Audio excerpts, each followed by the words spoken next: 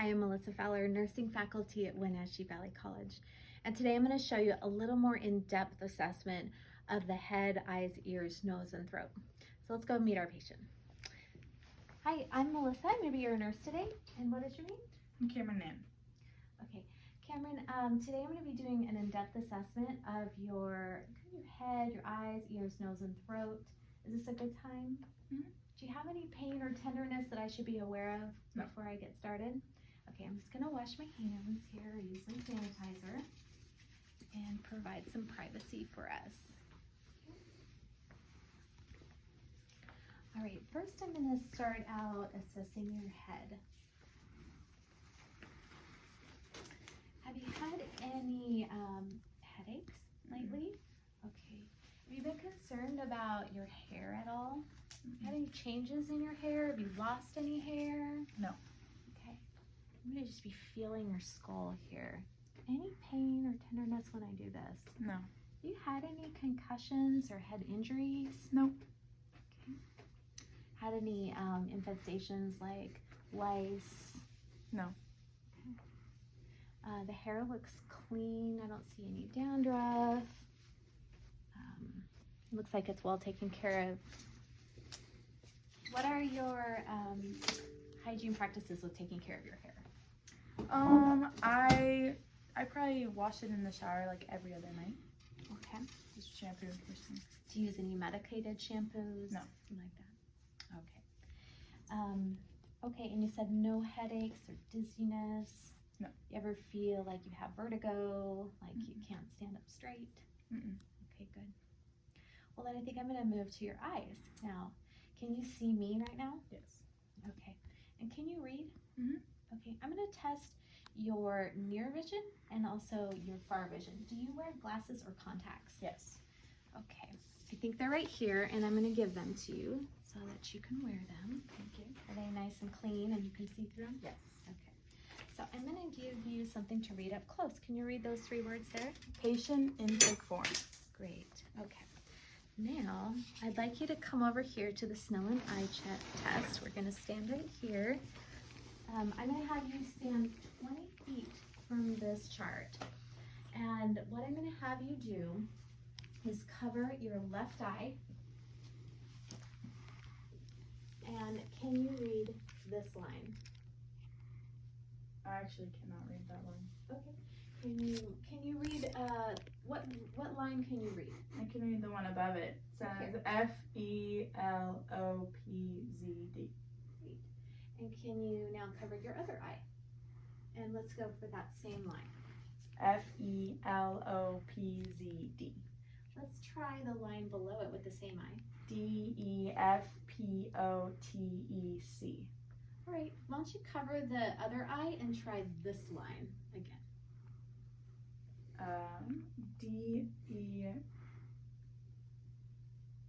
I'm not sure. Okay.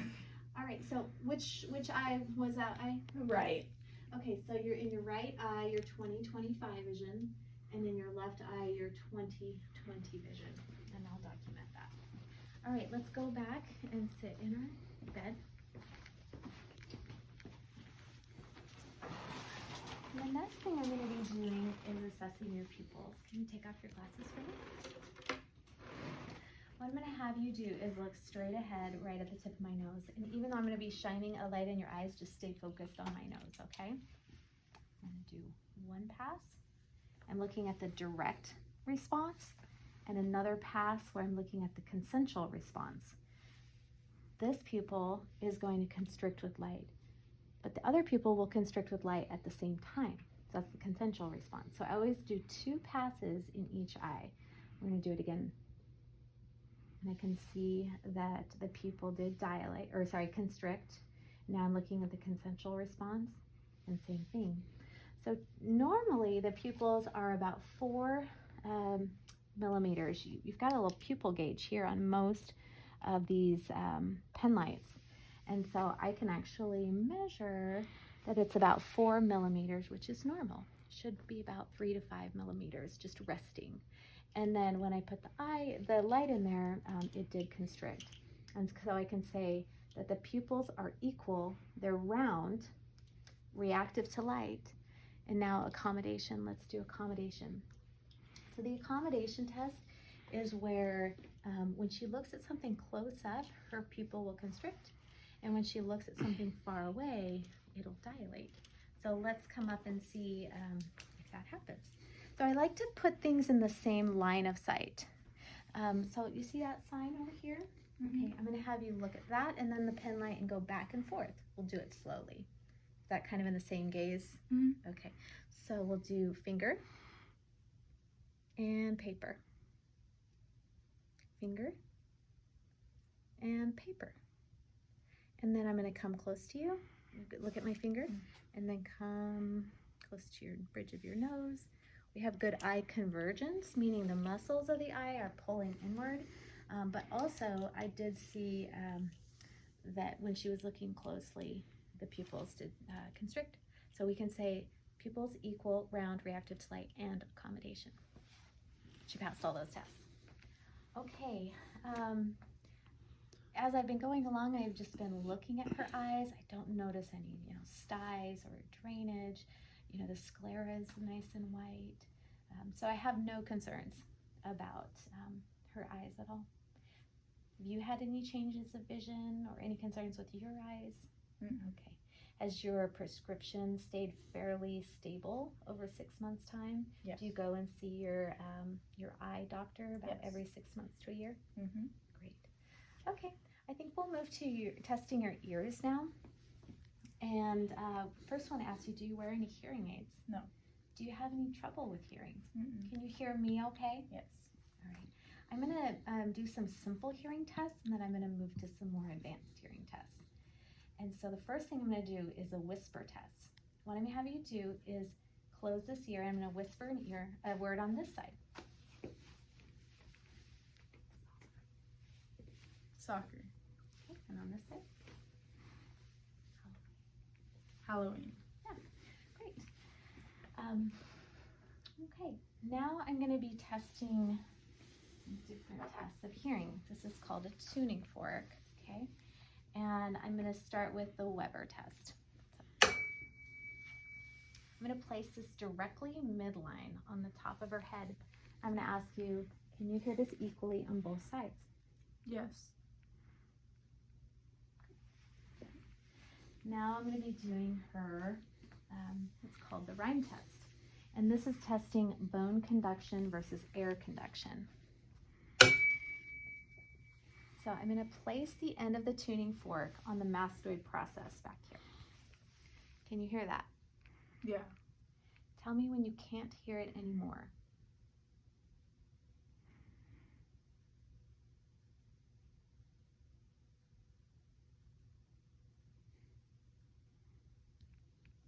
I can't hear it anymore. Can you still hear it? Yes. Okay, so that's a passing test, and she should be able to hear air conduction should be greater than bone conduction, which is the passing test. Okay. As I was working with her ears, I was just noting the external pinna here, looking at any lesions or anything I'm concerned about. Sometimes elderly patients, they don't get good hygiene back behind their ear. Sometimes they'll have crusty, or if they wear a oxygen nasal cannula, you can have actually quite a bit of skin breakdown back behind. And now with us wearing masks so much, people will have some breakdown back behind their ears. And so that's always a good place to look. So I'm looking in the external acoustic meatus, but then also back behind. Any concerns with the ears in terms of the skin or any itching or problems? No. Any pain when I do this or when I do this? No.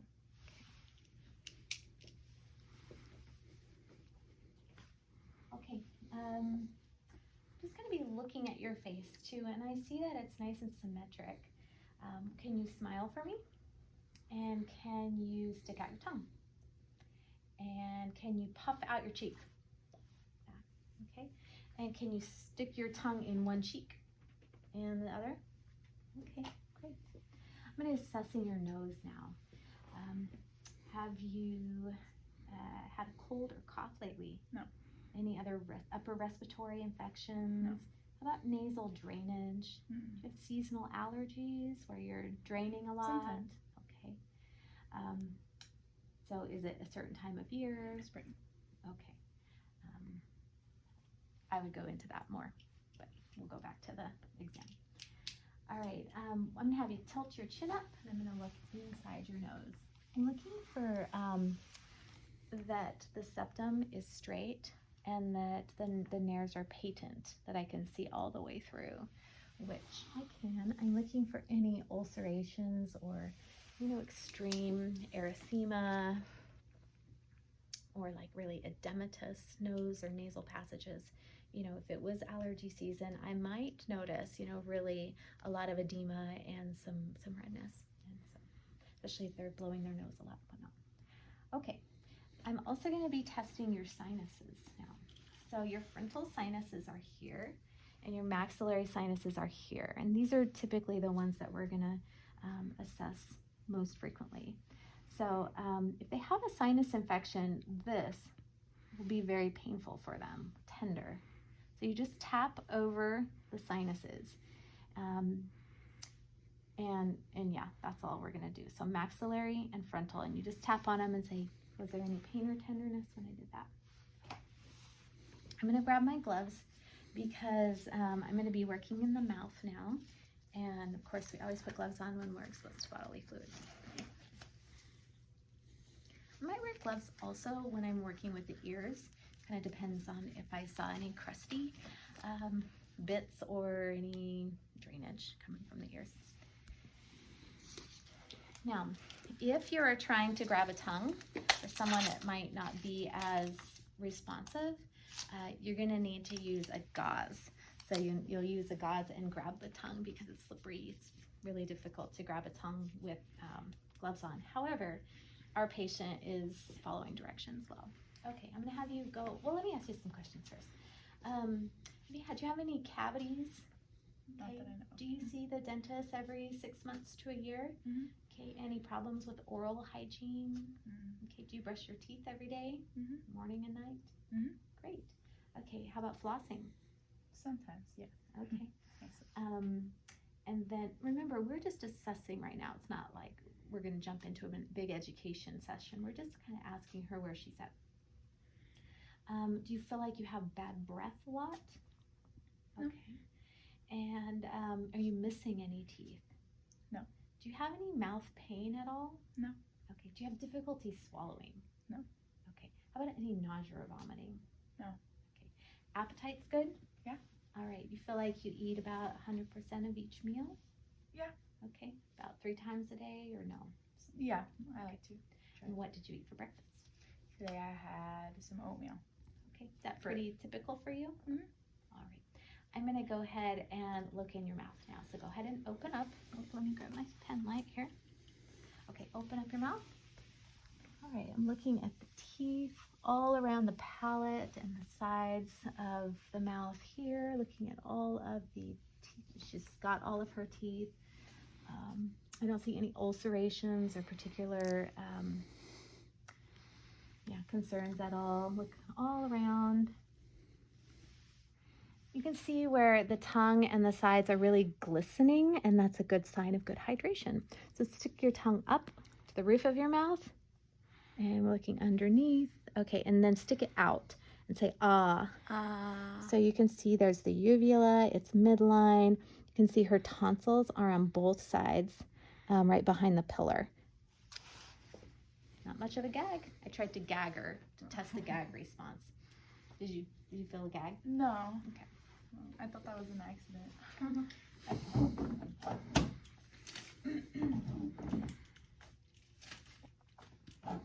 Okay. Last thing I'm going to be doing is assessing your neck. And when I'm just inspecting the neck, let me wash my hands. You always wash your hands after you take off gloves. All right, now I'm just looking at the neck. I'm looking to see if it's symmetric. I'm looking to see if like the trachea is midline, and I'm looking for any abnormalities in the thyroid gland. So if I could feel her Adam's apple and go just right below it, it's a squishy little gland right there, and that's the thyroid gland. I'm going to go back behind you, Cameron, and I'm going to feel your thyroid gland. Is that okay that I put my hands around your neck? Okay.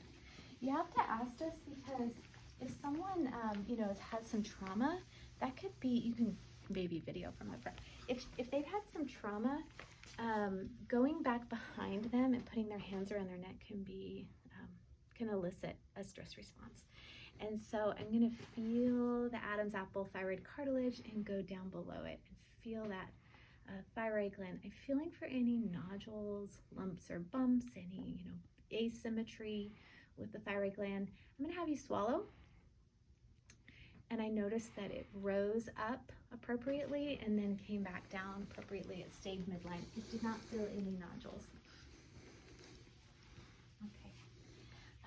Go ahead and shrug against resistance. Okay, that's testing the cranial nerve number, the accessory nerve. Okay. Now, I'm going to be testing and feeling for her lymph nodes. So there's lymph nodes all over the face and the neck.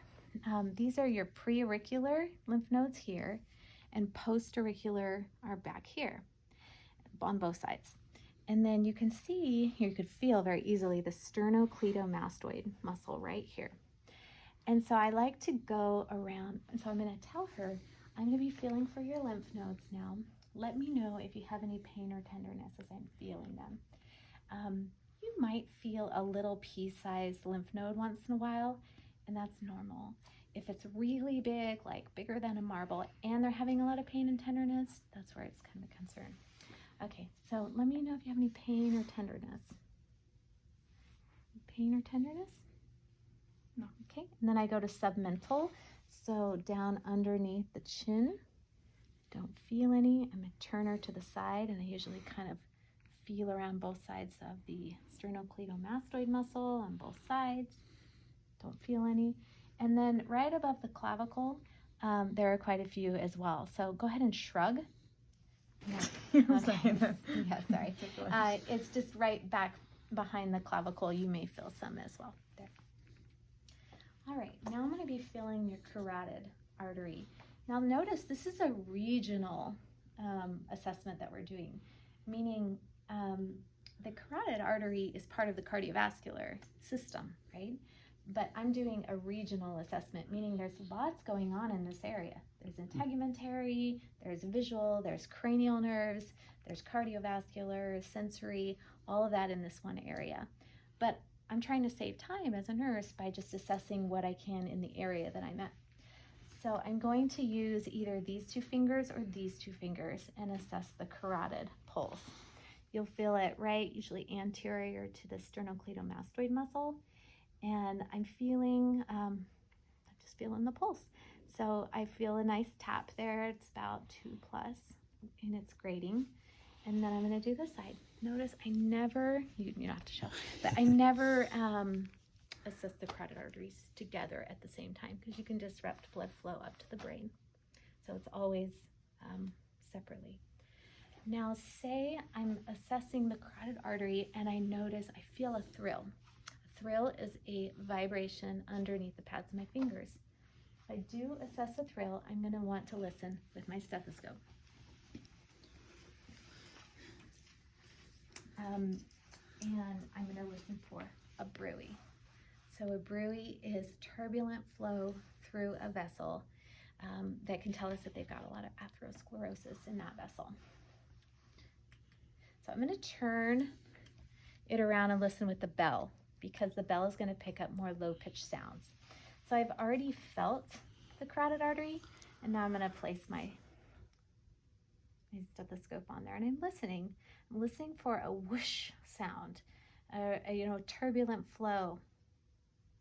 I don't hear anything, and that's because this patient is normal and doesn't have atherosclerosis.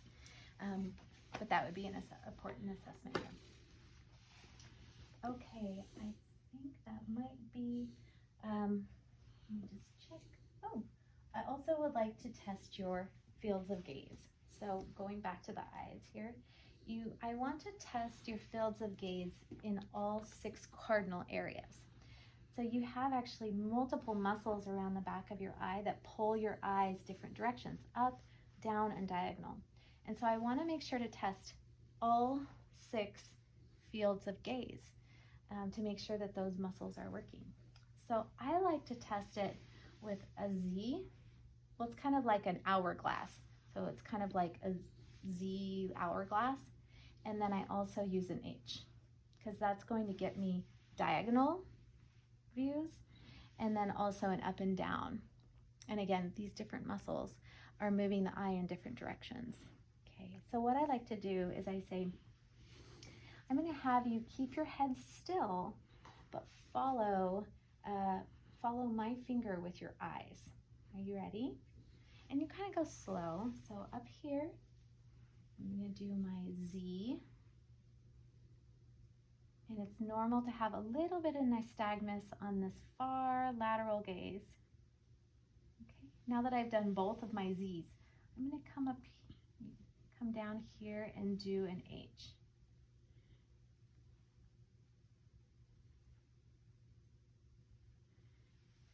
And her eyes are tracking perfectly, which is a normal sign. Okay, let me see if I forgot anything else I want to show. Okay, I'm going to have you now lay down, and I'm going to check your jugular vein distension. Again, I'm going to put the patient at 30 to 45 degrees. Most beds will give you a degree angle. I'm at like 35 degrees right now, which is just about fine. Some textbooks say 30 degrees and some say 45 degrees, so somewhere around there, okay? All right, so go ahead and turn to the side. I'm looking for a just slight pulsation of the jugular vein. Remember, the jugular vein is very close to the right atrium, and the right atrium is where all the blood goes back into the heart. And so if you have a lot of fluid on board or a heart that's not working, like congestive heart failure, it's going to start to backflow into those jugular veins. Now, you can actually see her jugular vein pulsating right there. I don't know if you can get that on the camera. Just a slight pulsation right there. So that's normal. Again, it's normal to have about 2 to 3 centimeters of a slight pulsation. It's not a pulse that you can palpate like an artery because this is a vein. It's just a backflow of blood. So we have a normal result here, about 2 to 3 centimeters above the clavicle. However, if it was all the way up into kind of the ear area and really bulbous and dilated, that would be an abnormal sign, and you can say that they have jugular vein distension, but this patient does not. All right, I think that concludes the more thorough assessment of the head, eyes, ears, nose, and throat. We actually, we did assess quite a few cranial nerves, which is part of a more focused neurologic exam, but puffing out the cheeks and looking at the uvula, and of course all of the eye tests and the movement and the vision, it's all part of the cranial nerve assessment, which is pretty cool. All right, thank you, Mrs. Cameron Nan, for being my patient. I'm going to go document that now.